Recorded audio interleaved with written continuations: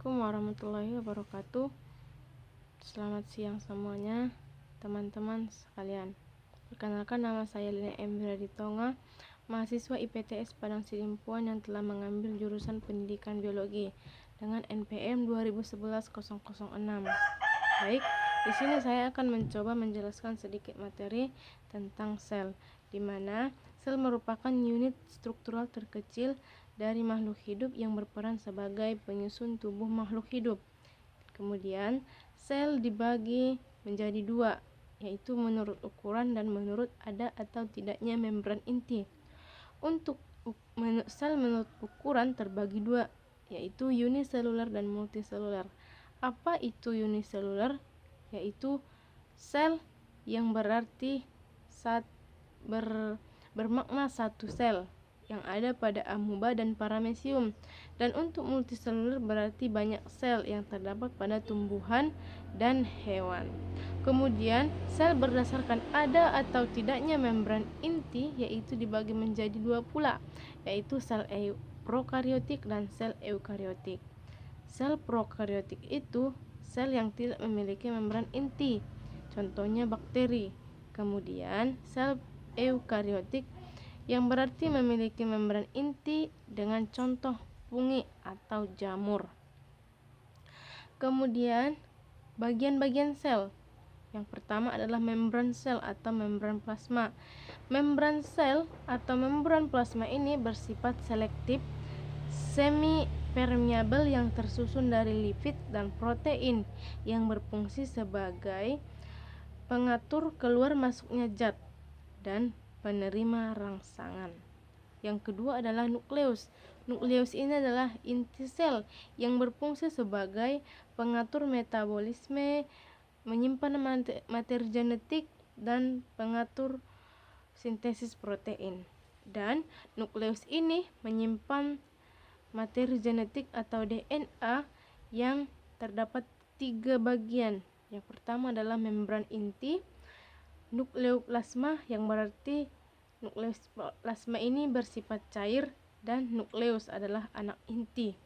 Kemudian sitoplasma. Sitoplasma ini adalah suatu zat yang bersifat cair yang berfungsi sebagai tempat terjadinya proses reaksi kimia.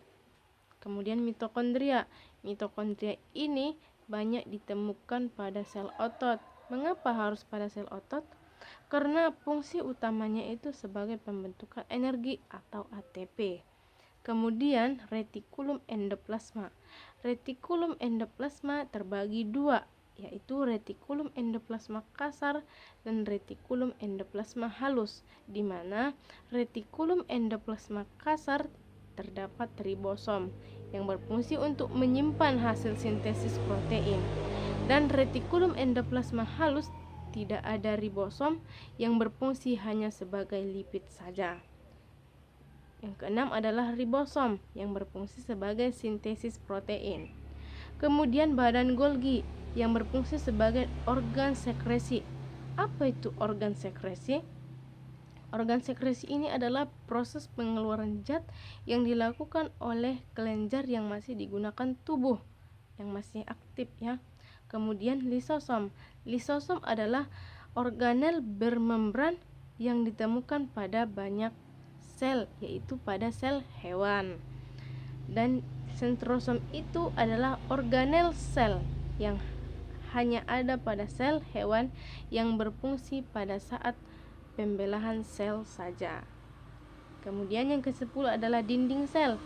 Apa itu dinding sel? Dinding sel ini adalah lapisan di luar membran sel yang mengelilingi jenis sel tertentu. Dan yang terakhir yaitu vakuola. Vakuola ini adalah lapisan organel sel yang berisi cairan yang dibatasi oleh membran tunggal bernama toroplas.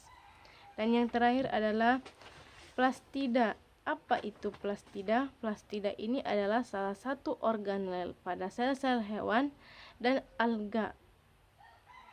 Maksudnya sel tumbuhan dan alga.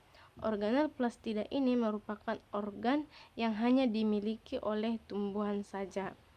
Macam-macam plastida ada 3, yaitu kloroplas, kromoplas, dan gerontoplas, di mana kloroplas ini adalah plastida hijau yang berfungsi untuk fotosintesis, kromoplas plastida berwarna untuk sintesis dan penyimpanan, dan yang terakhir adalah gerontoplas yang berfungsi untuk mengatur pembongkaran peralatan fotosintesis selama penuaan tanaman. Mungkin cukup sekian pembahasan tentang sel dari saya. Kurang dan janggalnya saya mohon maaf. Billahi taufiq wal hidayah. Assalamualaikum warahmatullahi wabarakatuh.